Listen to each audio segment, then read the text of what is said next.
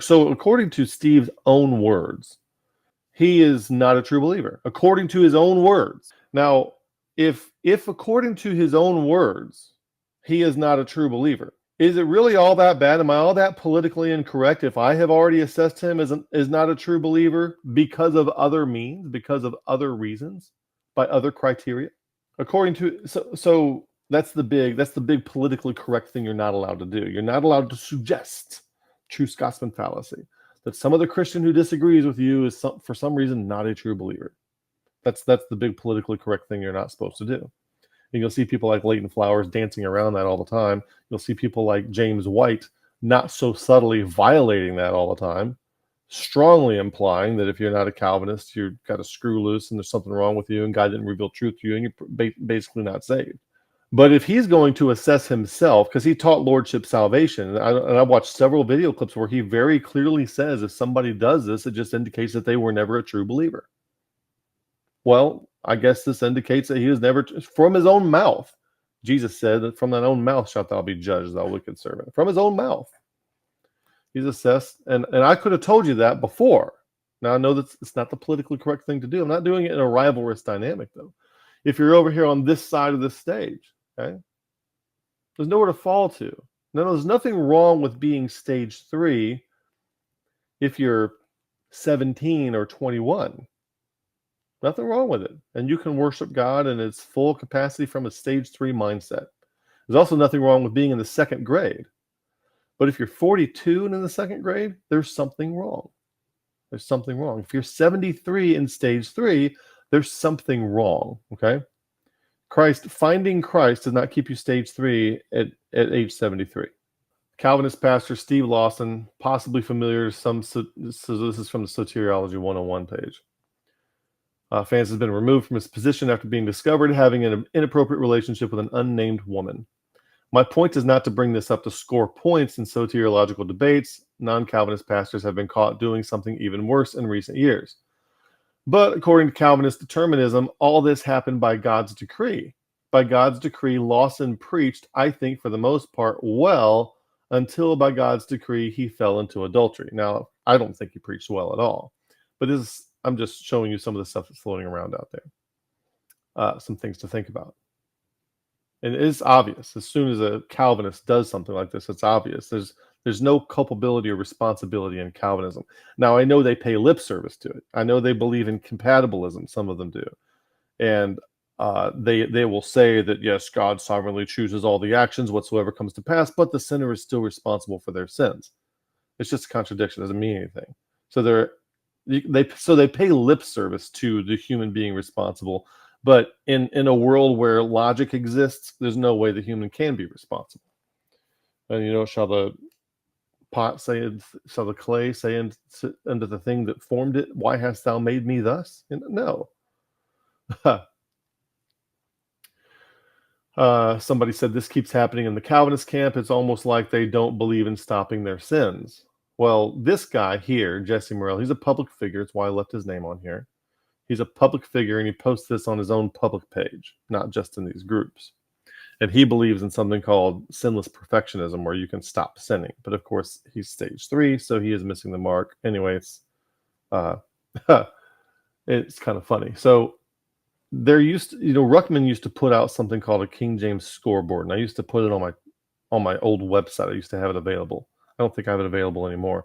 But it basically had, like, line for line, all the bad things in both camps, both sides were doing. People who were King James only and people who didn't have a Bible, okay?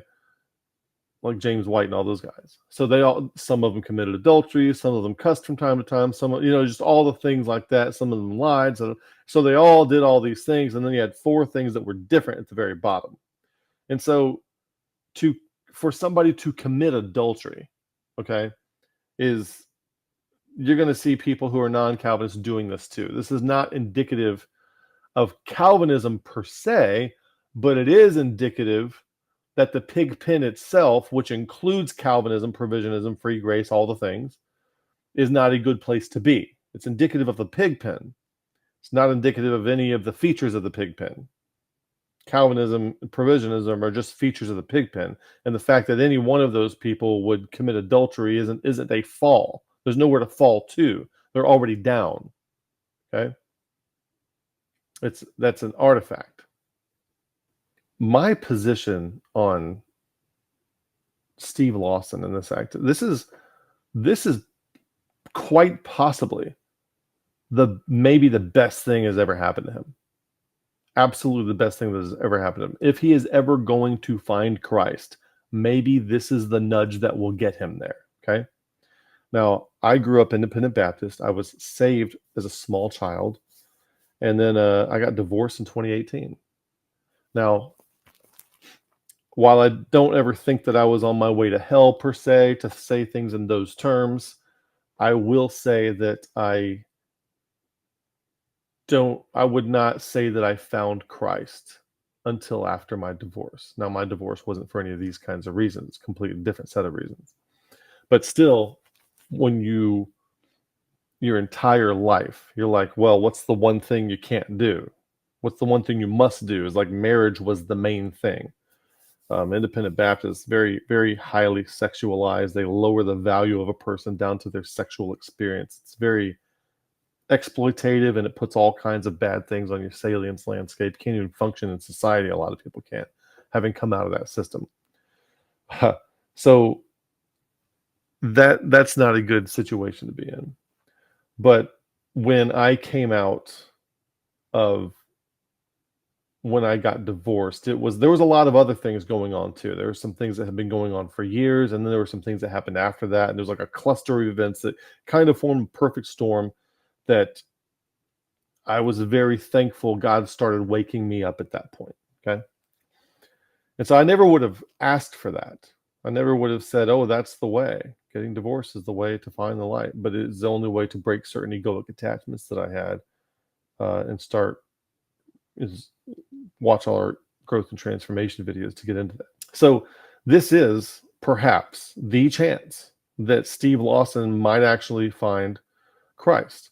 Now, he still has a lot of changing to undergo because of this, and I'll show you why when we look at a video clip here in a couple minutes. Let's go ahead and look at some of these other memes and things, just things on the internet, what people are saying. So Steve Lawson was yanked from the pulpit. He taught that such sins are indicative of not being saved with lordship salvation. I saw a lot of video clips that demonstrate this to be the case. So Steve Lawson was yanked from the pulpit. He taught that such sins are indicative of not being saved with lordship salvation. That's exactly what he taught. I've watched all the little videos floating around of what he said before he was exposed. For any Calvinist knows, every example of Christian they've ever heard of is experiencing evanescent grace. For all any Calvinist knows, every Christian they've ever heard of is experiencing evanescent grace, which expires at their death. Who are you, O man, to second guess God's will if you think that's unfair? So, according to Steve Lawson's own lordship salvation, all he could have had so far is evanescent grace. Yeah, they're only guaranteed some of the biblical characters are saved from whom Jesus specifically identified. Then he goes on. So that's a very interesting set of comments. I posted this one again under somebody else's comments. Steve Lawson, free will is a pagan goddess that the church has worshipped for far too long. And when I posted this under somebody's comments, I said, well, that didn't age well. Says the Calvinist Reformed pastor who was unfaithful to his wife of his own free will. I'd say adultery is the pagan goddess, but 40% of the church promotes it. So the aftermath of this kind of thing is very, very interesting. And so there's, all these memes floating around that Calvinists are very much man worshippers. You can't find any Calvinists. There are no Calvinistic quotes in Scripture, so they have to quote men. They worship men, not God. They're the most man-exalting, man-worshiping version of Christianity out there. And so they always have to quote people like Steve Lawson or A.W. Pink or R.C. Sproul or MacArthur or Piper or Calvin or Augustine or Knox or Owen, whoever, because there are no passages that say Calvinism. There are no passages in Scripture that say Calvinistic distinctives. Okay, they're not there. So you have to quote men. That's why they have great giants of the faith and all this. according to what he taught, he would now, if he's consistent, he would now have to assess himself as lost.